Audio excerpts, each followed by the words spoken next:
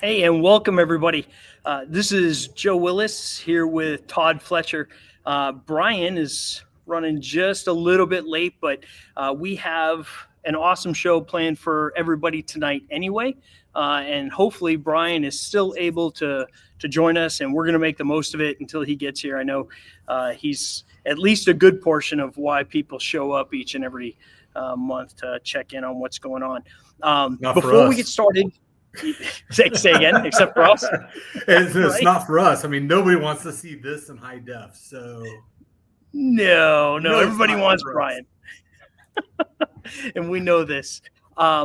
So, hey, real quick update. Like we had talked about, we're going to kick off each of these shows every month with an update of what's going on and some things across ILEETA, just general information. And so before we dive in too deep, I just want to do a real quick recap. First of all, get ready because proposal window opens in just a couple of days. So June 1st, the 2026 ILEETA conference proposal season opens, and a couple of things have evolved. So first of all, expect a little bit clearer guidance during the application process regarding secondary instructors, what's to be expected if you want an instructor, how to get them enrolled, and all that kind of stuff. We've also done a little bit of work on the course tracks, and so you'll see some clearer things in there. Like, for instance, you can only select one track now, but you can have as many tags as you want. So you'll see what I'm talking about once you go in to do your proposal registration. There's also a stronger emphasis on clearly stating your learning outcomes this year.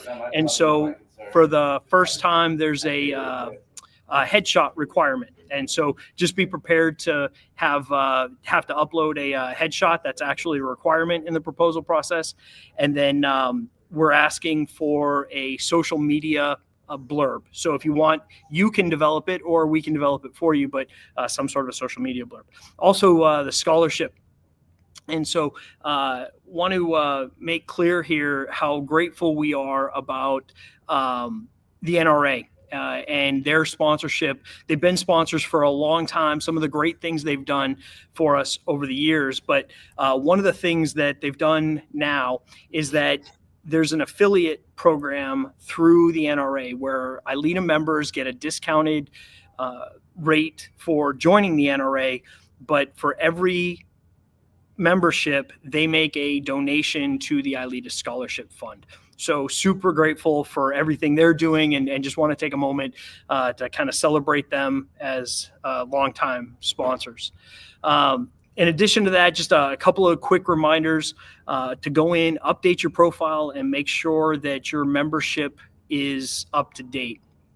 And then one of those, things is that the member benefits. So just be sure that you get in there, get all that up to date, and check out what the benefits are.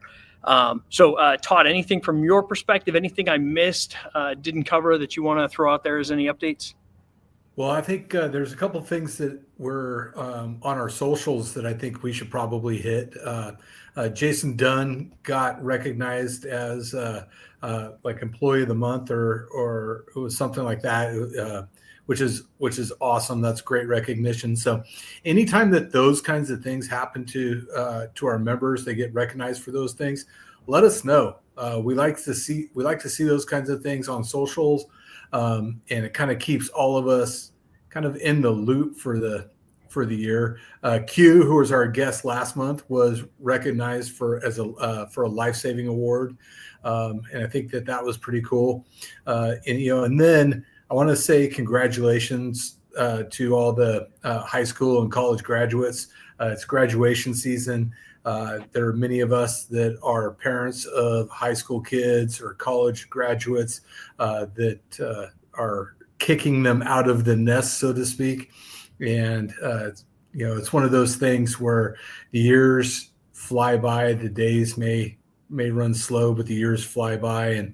And this is kind of a way to recognize all your efforts as parents and mentors and coaches and instructors, teachers, and trainers for our own people, for our own kids. And congratulations to all of them, which kind of brings up, we're going into the summer season. Summer seasons are crazy. Everybody's working short staff. There's family summer vacations. Everybody's busier and those kinds of things. So, keep the below 100 principles in mind. Let's be safe this summer as things start to heat up. Absolutely. Hey, and thanks for the update. And again, across the board, if you've got anything you want to see updated, get pushed out to the members, by all means, reach out to any of the three of us or send it to info@ILEETA.org, and we will do our best to get that out there. Speaking of member benefits, I just want to share with everybody real quick. One of the benefits available to ILEETA members across the board is some educational benefits. Several schools provide benefits to our members, and National University is one of them. And Julia Esquivel from Kenosha, Wisconsin, pointed out, she works at Gateway Technical College.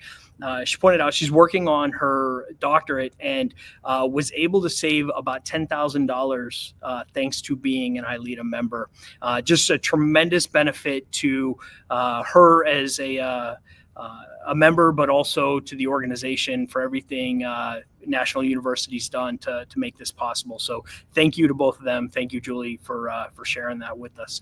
And so without any further ado, I want to bring on our guest for tonight. So tonight's guest he's worn probably more hats than we can count, but former Navy corpsman with 2-5 Marines, Ronald Doc Davis, went on to spend about 20 years in law enforcement, leading everything from hostage negotiation to crime prevention.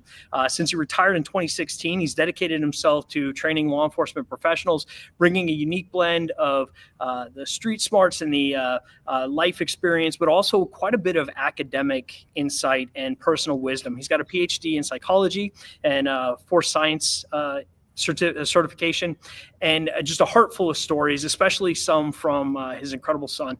And so without any further ado, I just want to go ahead and welcome to the stage Doc Davis. Hey guys, you're talking about people coming for Brian and not the rest of us. I just wanted to point out that I've got the perfect face for radio.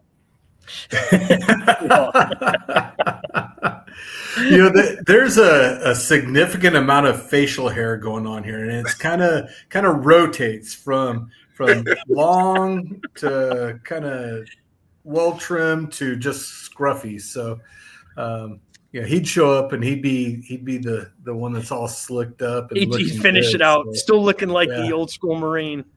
Yeah. I know what he's doing. He may be busy doing something else, but really what he's doing is he's playing. So he just got this past week, he just got his ACE system, his ACE VR shooting system, and just starting to get that figured out. So I know that ACE is one of our sponsors at the ILEETA Expo this year, and I know that that's probably what he's doing. He's probably in there working on his skills, screwing around instead of paying the bills, so to speak. Oh my God! Yeah. Hey Doc, how are you doing? I'm doing good. Just one day at a time, trying to get figured out what this summer is going to look like for me. Yeah. I bet you're busy. Why don't you tell everybody a little bit about yourself, your background, what you do, how you do things, and how you got to where you are today. So I guess the best place to start is with the military. As Joe pointed out, I was a Navy corpsman, 2nd Battalion, 5th Marines. When I got out of the military, I thought I was actually going to get my name back. How wrong I was. I got out of the military and got my first cop job up in a place called Salisbury, Maryland. It's not really big. It's about 12.5 square miles, 100 sworn, and we would average about a fight per week per cop. In that 12.5 square miles, we had 2 separate open-air drug markets, and they would actually ship kilos of cocaine out of that small town over to Baltimore and Washington, D.C. So it was a great training environment. But when I started applying there were almost 200 people going for about 8 spots and a lot of prior military. So thought I was getting my name back. No, during tryouts, everybody figured out I had just left Pendleton So they just called me Doc, and it stuck. 5 years later, got really tired of being cold, so I moved to Florida. Got a job, Boynton Beach. They were running a national advertisement looking for laterals, and they had a snowman melted on the beach in the advertisement. And I'm like, yeah, that's a good idea. And then I get down here and find out Boynton Beach doesn't have a beach. That should have been like the first clue, the false advertising. How do you call yourself Boynton Beach and then not have your own beach? But I did about 15 years with Boynton, and as Joe pointed out, kind of bounced around, was the jack of all trades, ended up building and running the hostage negotiation and critical incident stress management teams. Whatever they needed fixed, they kind of told me to go do. So ended up in charge of code enforcement, crime prevention. Under crime prevention, I think they had like 35 or 40 different programs that I was overseeing through a couple of officers. So in the end, ended up having to go out on a medical courtesy of a drunk driver.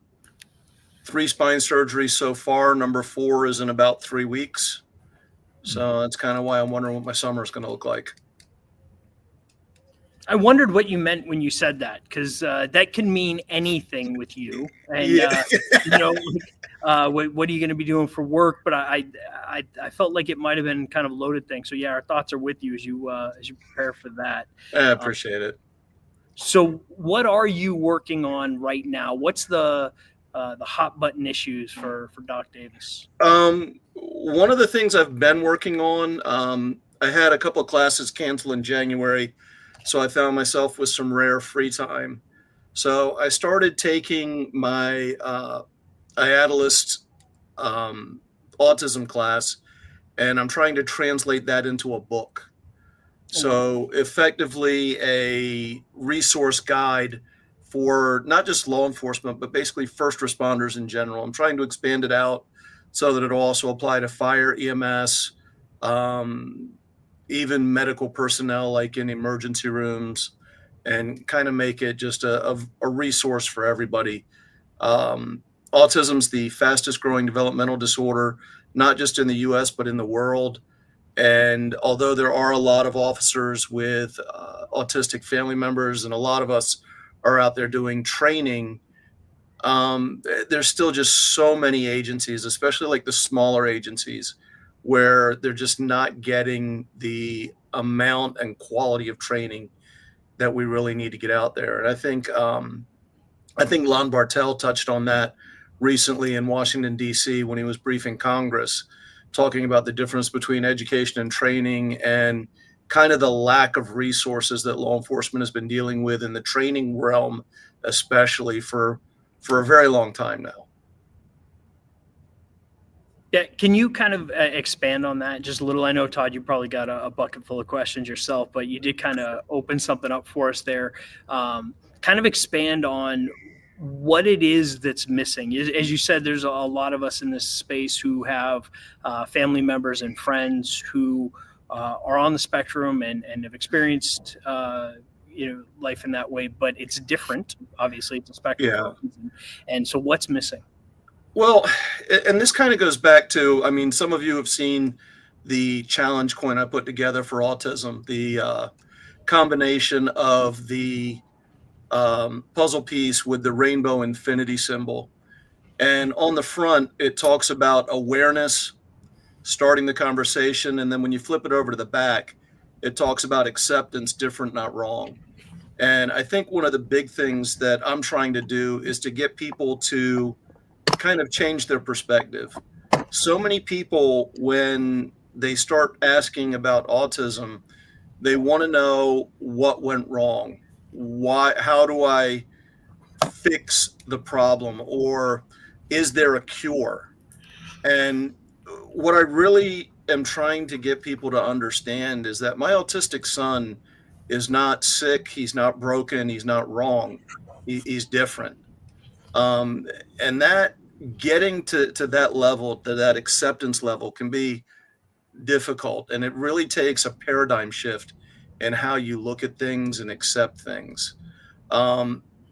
I think the way I finally got my wife to kind of understand this is I looked at her and I go, okay, you're Mexican. She goes, well, yeah. And I'm like, I'm not. I'm Irish. I glow in the dark. She goes, yeah. I said, does that make one of us wrong? She goes, what do you mean? I said, we're different, right? You're Mexican. I'm Irish. We're not the same. Does that make one of us wrong? And she goes, well, no. I said, neither's your son. Your son is different, not wrong. And there's an article that was written by a guy named Jim Sinclair a long time ago now, and it's called Don't Mourn for Us. And in it, he talks about, because a lot of the autistic support organizations, even Autism Speaks, when they started, their big push was, quote unquote, finding a cure. And Jim's article basically talks about that if you were to cure his autism, you would effectively kill him and replace him with somebody completely different. So it's just kind of one of those things where try and get people to recognize it's not resistance, it's not illness, it's just the way their brain developed, it's the way they're wired, and they look at the world differently. They filter it differently. And that doesn't make them wrong. It doesn't make them broken. It just means we have to learn how to communicate with them. The same way that if I woke up in Mexico tomorrow, I would need to speak Spanish. You have to learn how to communicate with people where they are. I love those examples. Those examples kind of they break everything down to a way that's easy to understand. It's easy to digest, and I think that most of us can understand kind of how you explained it and kind of illustrated it for us. If you were to, and this is going to be probably next to impossible, but somebody that's as brilliant as you are probably is going to be able to do it better than most. If you're able to, in a nutshell, give officers a small little handbook or brochure with just a couple of quick, down and dirty ways to improve communication with autistic members of our communities, what type of principles would you include in that handbook or brochure to help our officers out and to help our artistic community out? That is actually such a broad question. And the reason I say that is because when we look at autism itself, we talk about autism being a spectrum. And you have to understand that when we talk about the spectrum, you're talking about one end is an individual literally in a wheelchair, incapable of even basic life skills. And the other end of the spectrum is Elon Musk. And you got everything in between. Current estimates, I believe, suggest that somewhere between 25 and 40% of autistic individuals are nonverbal. Doesn't mean they can't understand you necessarily, but they're not going to be able to respond back verbally. So we have to figure out how to speak to them. That's a completely different challenge than going into a conversation with somebody like Elon Musk. Couple of other, really famous people that have come out and acknowledged they have autism. Anthony Hopkins, Dan Aykroyd, Daryl Hannah, and just bunches of others. I mean, the new generation of Hollywood celebrities, I think there's a half dozen or more that have come out and admitted they're on the spectrum. So it's amazing. And actually, the CDC just came out April 15th and increased the diagnostic rate from 1 in 36 to 1 in 31. So 1 out of every 31 children is now diagnosed as being on the spectrum. One of the things that has also happened is we're seeing a significant increase in diagnoses at the higher end of the spectrum.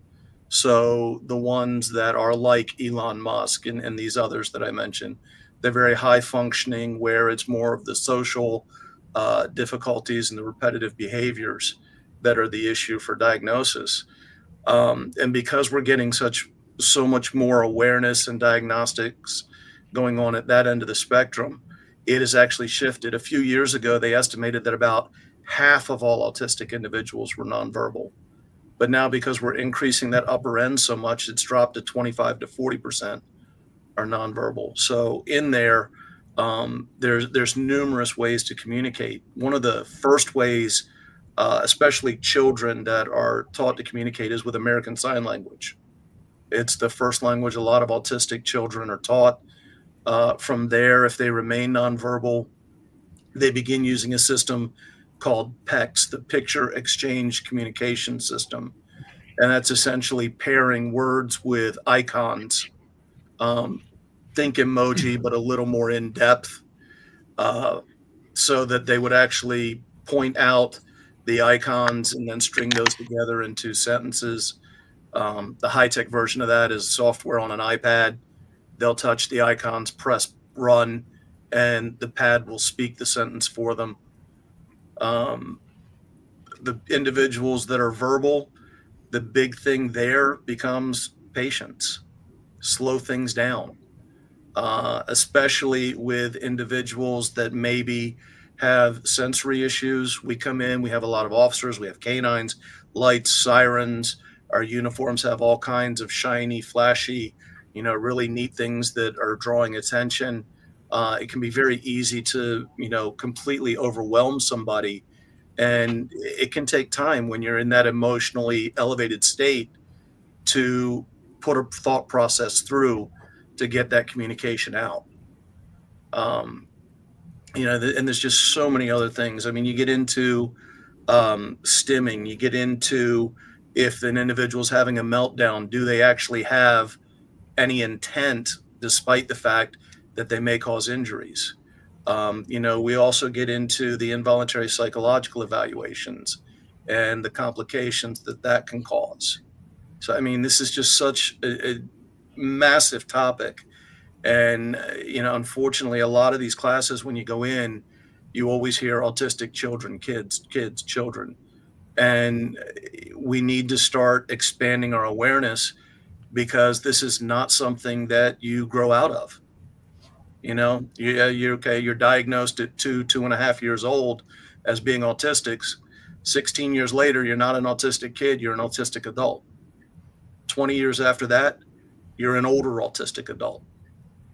So we need to be aware and continue to expand that awareness and acceptance.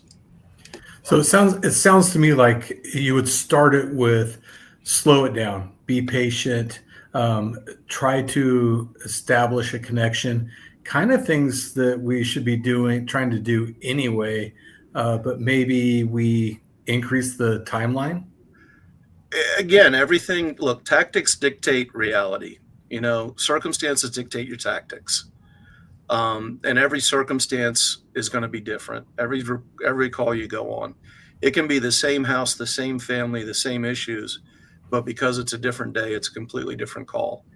The old adage, you never step in the same river twice, because you're not the same person and it's not the same water. So, yeah, absolutely slowing it down.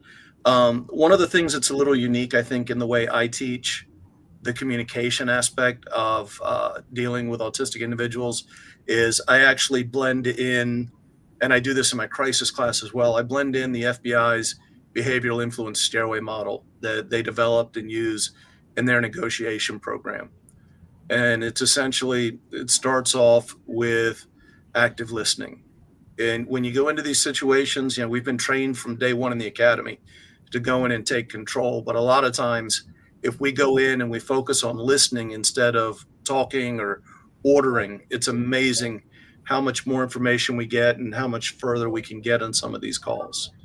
Being empathetic, not about being sympathetic, but trying to see things from that other person's perspective. In a classroom, I'll pick a person out and I'll say, imagine I draw a big 6 on the floor between us. What number are you looking at? Like 9. I'm like, okay, I drew a 6. Does that make you wrong? And it comes back to perspective. Perspective defines reality. If you can see the world from that person's perspective, that'll help you understand how to fix the issues that you're running into. From there, you develop rapport. Once you have rapport, they start to trust you. Then you can influence them, influence their decisions, and ultimately get to changing the behavior to what you want it to be. So again, just working that stairway model into just general communication. Love it. So, hey, let's, from a pragmatic perspective, what advice would you give the, maybe it's an FTO or some sort of a trainer in an organization, to help understand the how to handle that? You're on your way to a call the reports, individual with autism, blah, blah, blah. There's a lot of things that start happening in one's mind when you hear certain things. What would you recommend en route to that call, even if it's, pick a hot call kind of concept, whatever it is, that a person on scene has autism. What would you start to prepare mentally for? What questions would you start asking yourself? And this is difficult. I mean, unfortunately, this has happened to a number of officers around the country, and we've had some really tragic outcomes. Out in California, there was the incident with Ryan Gaynor. Two officers get on scene. It's the report of a domestic battery. They get there. As the officers are approaching the house, the front door is standing wide open, and there's just a carpet of shattered glass at the entryway. He starts calling into the house, and Ryan Gaynor comes running out of the house with a 5-foot garden tool that's basically just a sharp blade on a stick, and chases the officer. Immediately tries to gain distance. As he's gaining distance, the backup officer shoots and kills Ryan Gaynor. And a lot of people, especially people outside of law enforcement, they don't comprehend the situations that we walk into, and a lot of people immediately pick sides. Okay, either this is the problem or this is the problem. And people don't realize that incident is a tragedy for everybody involved. It's a tragedy for that family, but it's also a tragedy for the officers. I've never met a cop who wanted to go out like, I can't wait to shoot somebody. It's just not what we are. It's not what we do. We do what we have to do. That's what we signed up for. We go out there, we do our job, and, we almost always do it very well. But it's still traumatic when, that you've taken somebody else's life, especially when you start to evaluate, was it their fault, or was it something that was beyond their control due to psychological issues or developmental issues?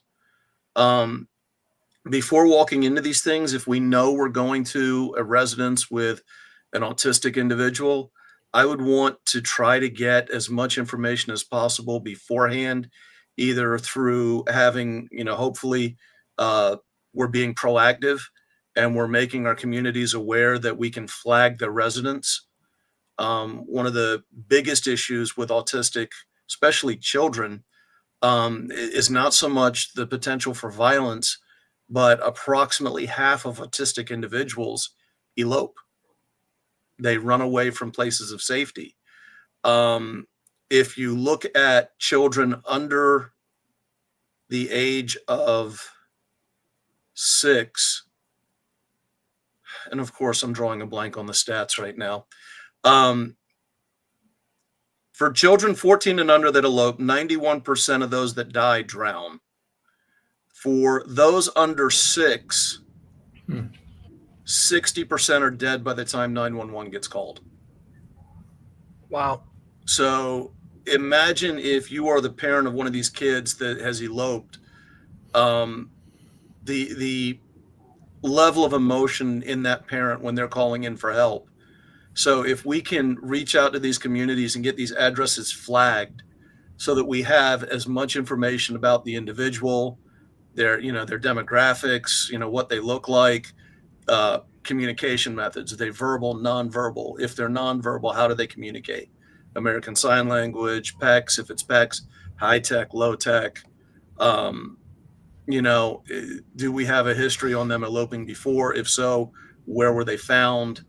The more of this type of information we can get flagged on that address beforehand, the better prepared we are to resolve these situations as quickly as possible.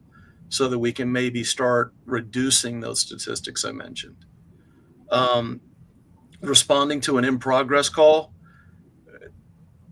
unfortunately, those are really, really dangerous situations. When we talk about what we call a meltdown, imagine somebody that's having a seizure, and during a grand mal seizure, their right arm flails and happens to hit somebody that's trying to restrain them in the face, gives them a massive black eye. Is that a crime? Yeah. There's absolutely no intent. The person having a seizure can't control it. An autistic individual having a meltdown has no more control over their actions than that seizure patient. However, from the outside, when you are looking at the behaviors, you can't really visually differentiate a meltdown from a temper tantrum. And if you were to go into a home and you had a 14-year-old throwing a temper tantrum and punching people, would that be a crime? Yeah. That would be. So if from the outside a meltdown and a temper tantrum look the same, if you don't know what you're walking into or you haven't been trained regarding meltdowns and what their actual situation is, it can look really bad and end up having officers take actions that are probably not in the best interest of the individual or their extended family. When my son was 4 or 5, he was having a nightmare. And it was one of those days where I had like 2 brain cells left. I was so tired. So I just crawled into bed behind him and wrapped him up. And he takes his head and he launches it backwards. No intent. Caught me dead square center of my eye. Pitch black in the room. I'm seeing bright white from getting the back of his head in the eye. And the next morning, I'm teaching crisis intervention with a massive black eye. It gives you a load of credibility as a crisis intervention instructor, by the way.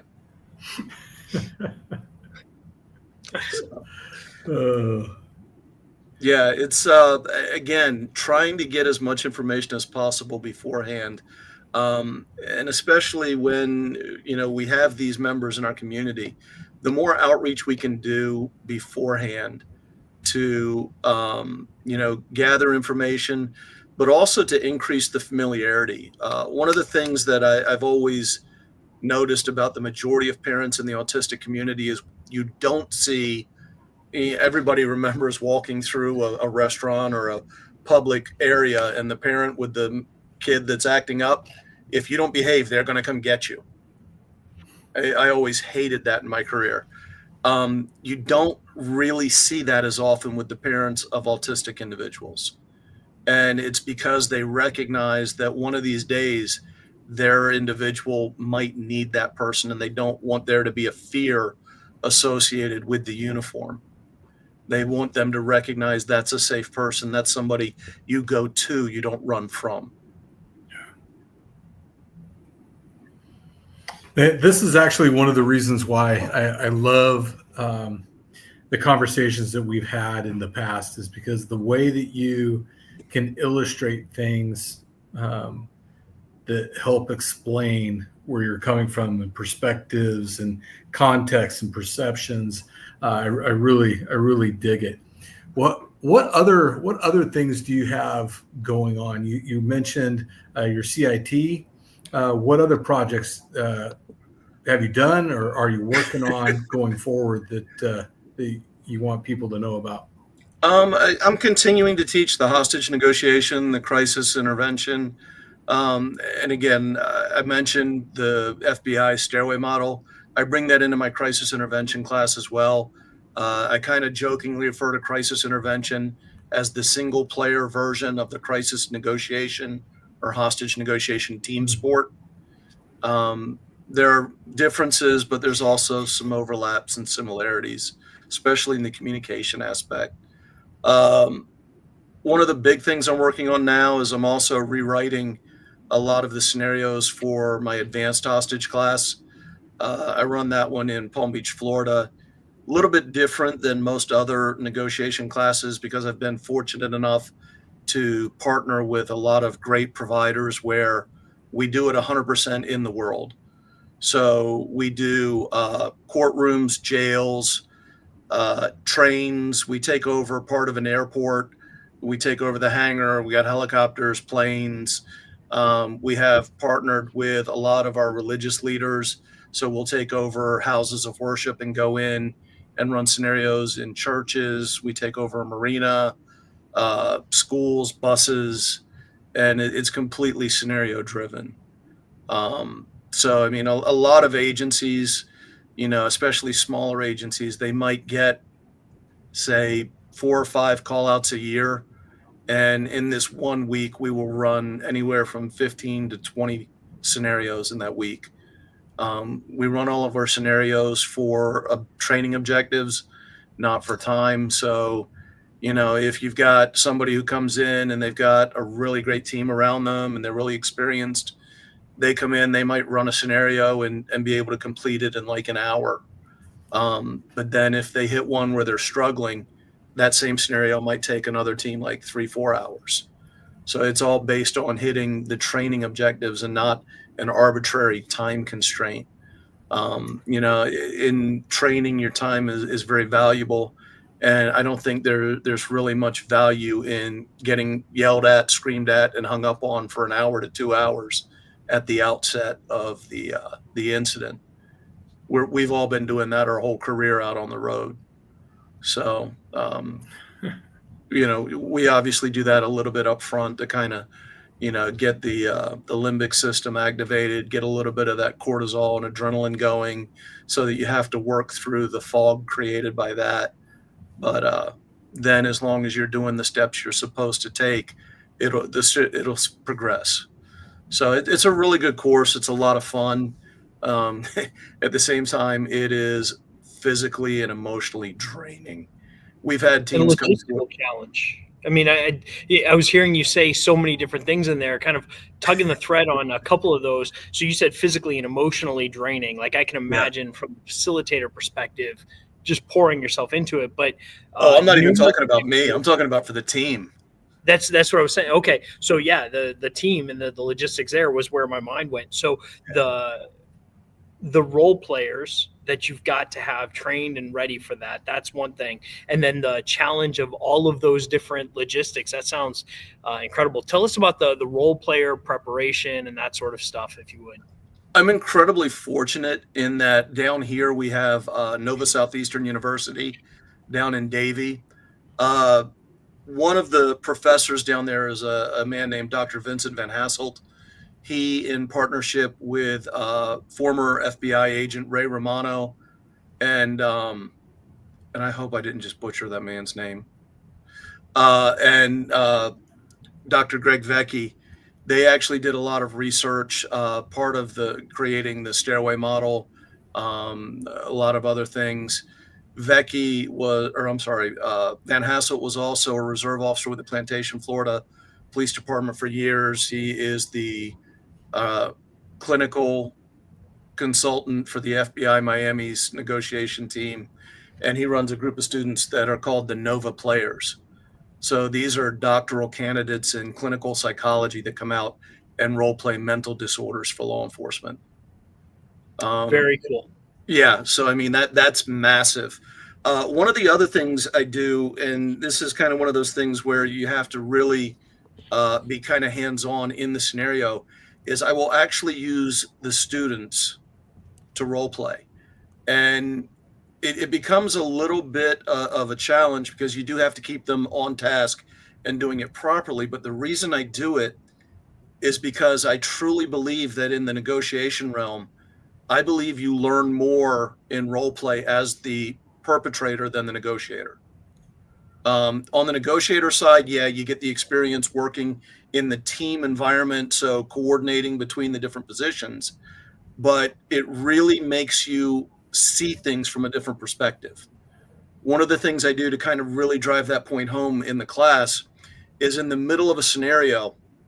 So we all know in scenarios, you've got the people that are actively engaged, and then the ones that don't have a job to do are kind of off on the side. So I'll take those about halfway through the scenario. So they've been sitting there and they've listened and they're like, yeah, it's a great strategy. Oh my God, we've got this. This is awesome.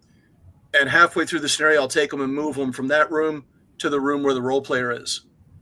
And they go from, this is great, we've got them, to, how stupid do they think we are? Really? I wouldn't fall for that. And it just, because it forces you to look at it from a different perspective. I was running a combined training one time. An agency had gotten a hold of a shopping plaza, was about to be torn down. So we were running basically just shoot them up and blow everything up training, negotiation and tactical.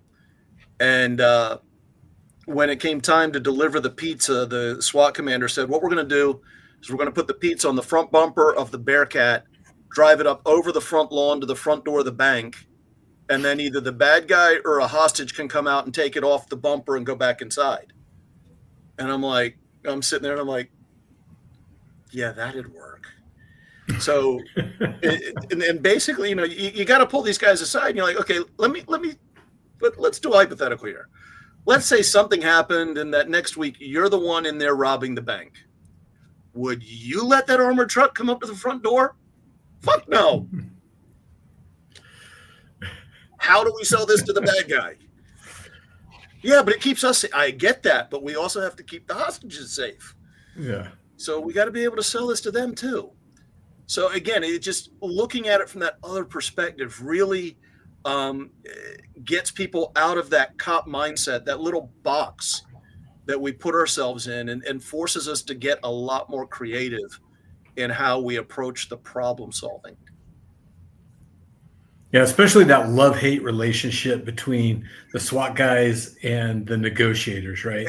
Because if you want to screw up a perfectly good SWAT operation, negotiators are always there to screw up every perfectly good SWAT operation. As Dr. Andy Young out of Texas says, hostage negotiation, keeping SWAT board since 1973. 100%. Yeah. It's like it turns SWAT into the logistics guys, surround, contain, call out, hurry up and wait. I thought NTOA did that. No, but look, here's the reality. When we go tactical, the numbers are not in our favor. No. I believe the last stat I looked at said if we go tactical, 78 to 82% of the time somebody's getting injured or dead. And it's not always the person we wanted it to be. If we go tactical, the chances of a hostage being killed, 31%. If we negotiate, that drops to 3%. And if that's your family member on the inside, which percentage do you want to go with?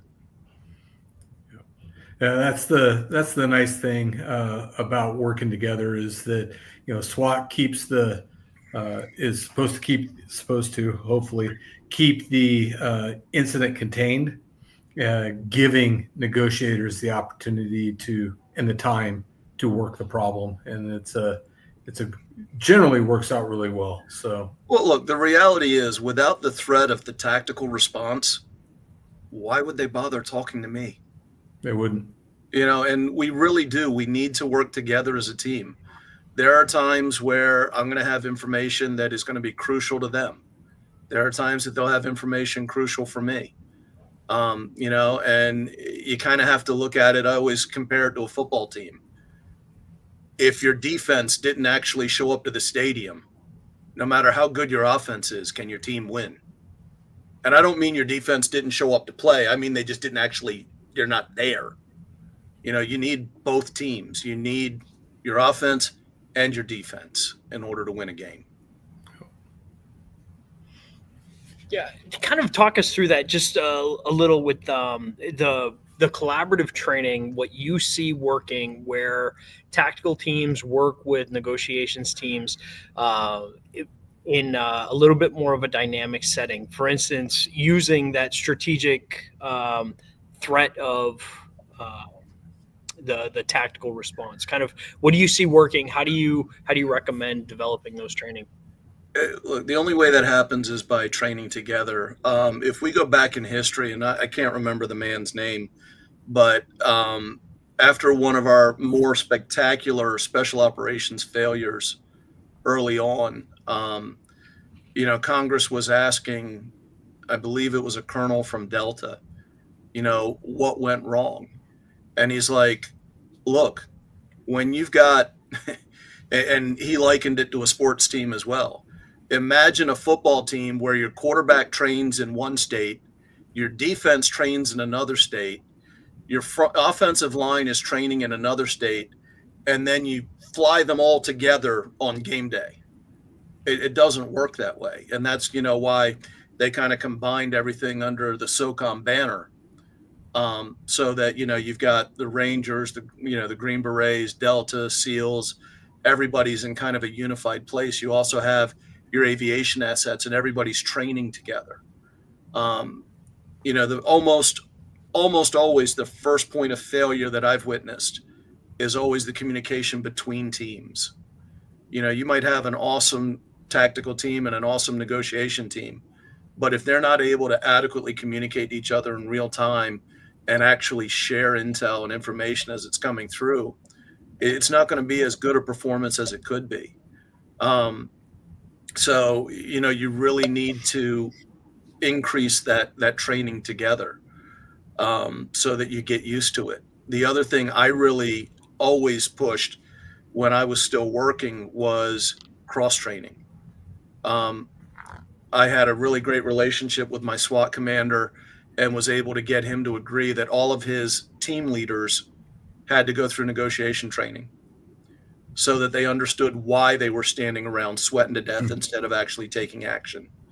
But the flip side of that, I wouldn't send negotiators through SWAT school, but multiple reasons there. Easy, Todd. Easy.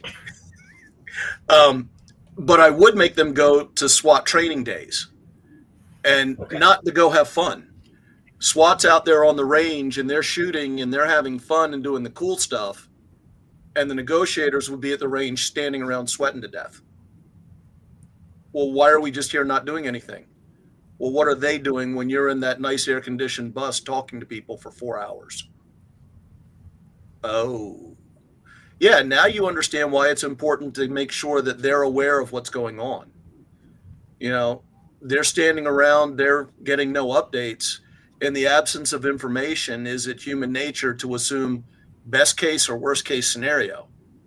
So if you want your tactical team to understand why they're not being allowed to hit it, to go in, to do things, it's incumbent on the negotiators to keep them informed. Look, guys, this is where we are. This is what's going on. This is what's next.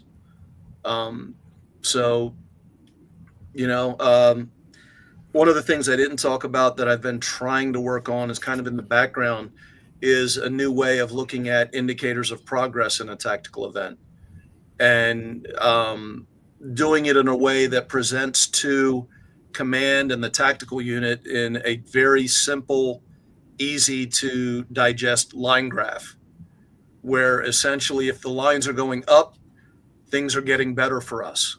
If the lines are going down, SWAT's going to earn their pay that day. The article I wrote doesn't really address how that mechanic works, but it talks about the theory behind looking at those indicators as a more dynamic tool instead of a static tool. And it's currently sitting on a desk somewhere at the FBI, getting ready to be published in the Law Enforcement Journal or the Law Enforcement Bulletin. Interesting. That communication piece is key, whether it's between SWAT negotiators or it's between leadership and street staff. That communication part is kind of key to everything that we do, and it almost always seems to be the key failure point in a lot of our problems too. One of the great things about ILEETA and kind of how we kind of established a relationship was based on a communication story. You remember how that played out in St. Louis? Oh yeah. So Todd, my wife, and I are sitting around having a little snack around lunchtime, And I think I mentioned, or I don't remember who mentioned Mason's name. You did. You were actually at a different table at Okay. the time there. Yeah. So one of the cases I've been kind of talking about in my crisis class for years is a case of a young man named Mason Jordan. Um, Mason had some significant developmental and medical issues and was murdered by his mother. And one of the things that I don't think people recognize is the volume of incidents in which special needs individuals are victimized by their own family. Um, whether it's filicide, a parent that's actually killing their child, or it's just abuse. Uh, Approximately 1 out of every 3 special needs children is physically abused, 1 in 6 sexually. These numbers are just staggering. And, especially when we go into some of these homes, you look at some of these scenes and it might look like it's abusive when it isn't. And then there are other times where you think the parent is a saint or they portray themselves as them being the victim, which unfortunately is what Mason's mother did. She tried to portray herself as the victim, and it seems like that worked for her. Little did I know when I was sitting there telling you about this case that it was your case. You were the lead My detective case. on it. So that ended up being a really amazing conversation that day. Yeah, it was interesting because you were actually talking about that case to somebody else at the table that you were at, and I was kind of overhearing it, and I said, "Hey, I was the lead investigator on that case," and you're like, "Holy crap, really?" And so that actually started a conversation between you and I about special needs kids and the way that they can be victimized, and that in that case in particular. And Mason and that case is one of those cases that has stuck with me over time. And it actually, that conversation led to us doing a video and some other things. It was very cathartic for me. And all of that stemmed from a side conversation, not a classroom environment, but a side conversation where, training is not occurring, right? At a training conference. And that is a perfect example of my experience with ILEETA, as far as the classes can be great, but it's what happens between classes that has a lasting impact. Yeah. So a couple of things on that. One, absolutely glad it was cathartic for you, because if I'm being honest, I was being selfish. I got the better end of that deal, man. I'm still using that video and the response from the class. It really, seeing not just what happened to Mason, but also seeing the impact that it had on you as the detective working the case. It really makes people stop and reevaluate. In law enforcement, a lot of us, I'm not going to say we get jaded, but we do. we get a little toughened over the years. And every once in a while, it's important that we kind of get our eyes reopened to the fact that we're human and these things do have an impact on us. Whether we recognize it today or we recognize it after we retire, these things don't just magically erase themselves from our memories. And we need to make sure that we're not just taking care of, our communities, but also ourselves. So, I mean, I was so grateful that you were willing to put that together for me. It's an awesome, awesome video that I'm still using. Oh man, I was happy to do it. It was good for me, but it also keeps Mason out there. So, well, look, what happened to Mason should have never happened. but hopefully his story helps the next kid. Yeah. Yep. 100%.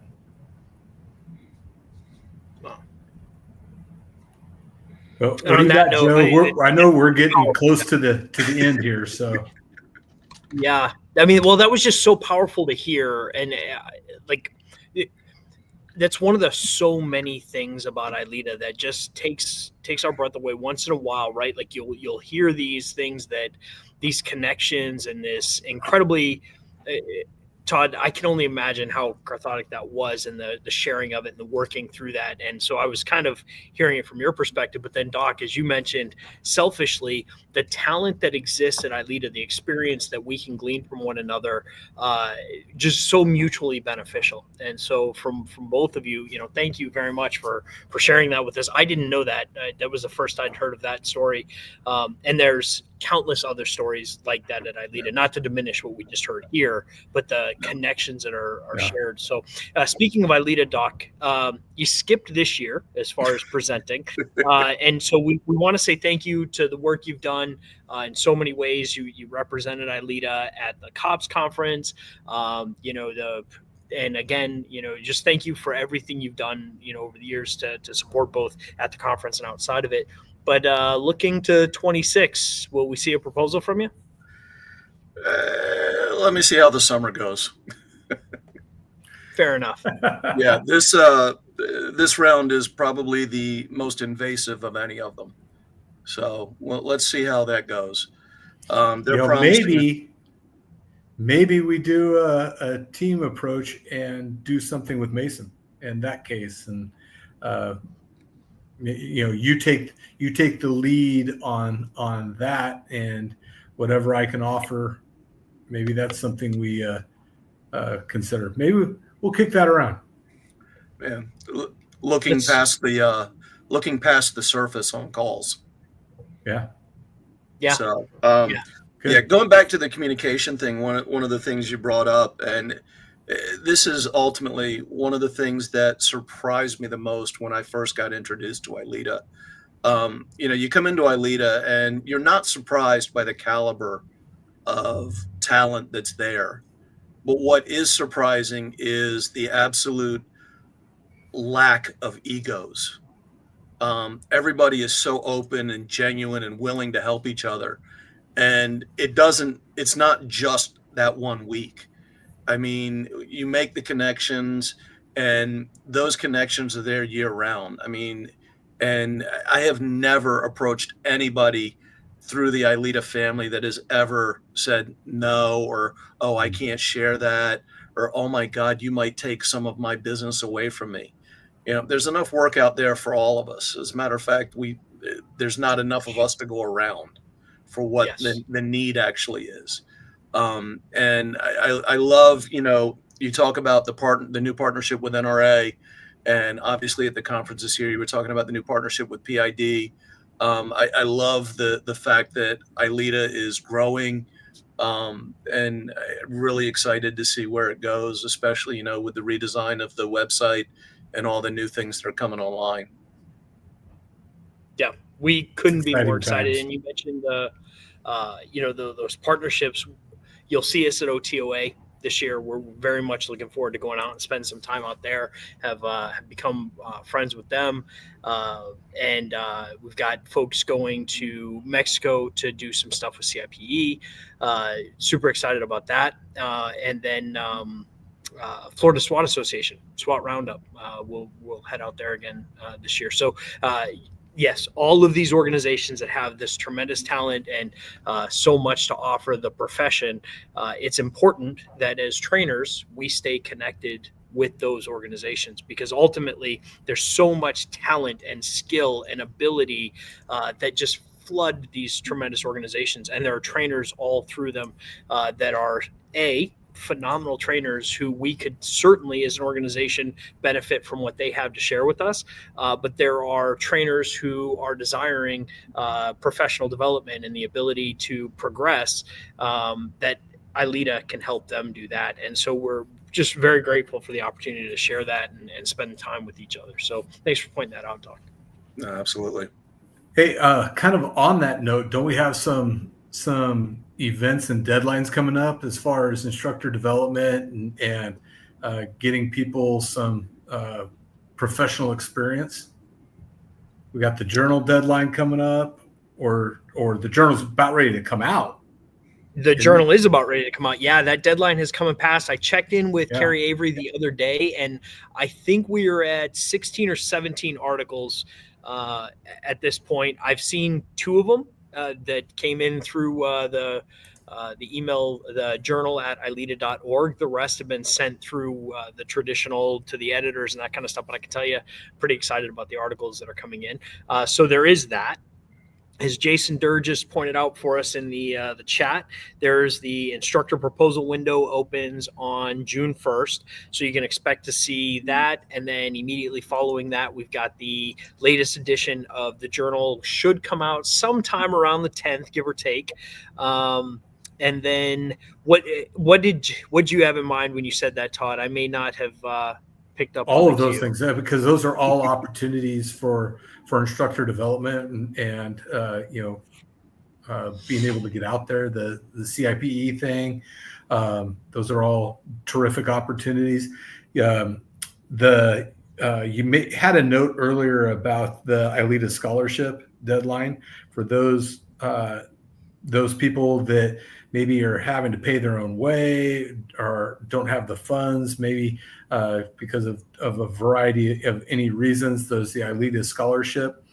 Hey, I was a scholarship kid, man. It started my journey down ILEETA. I was one of them. So huge supporter of the scholarship. Thanks for pointing that out. There have been quite a few scholarship success stories. And actually, now that you mention it, I think that might be something we should probably look into and share. But the scholarship window opens on December 31st. And the goal is, if there's any reason you think you cannot make it to the conference and you put in a compelling scholarship request, I've got it on good authority to say that most likely your tuition will be covered, right? Like we can figure that part out. It's the other things, the flights and that kind of stuff. There's a limited supply for that. But if you are having trouble coming to the conference, do not let money be a factor in that. As Todd pointed out, so many members have come from that scholarship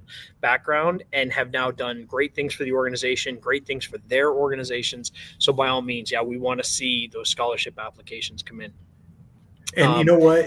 All it takes is a little bit of your time, right? You just got to be willing to sit down and spend the time and make the effort. And I'm telling you, it is completely worth any time that you're going to take to do it.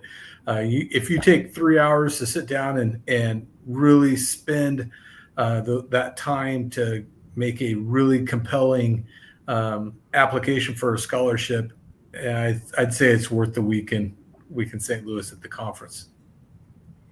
For real. Absolutely. Yep.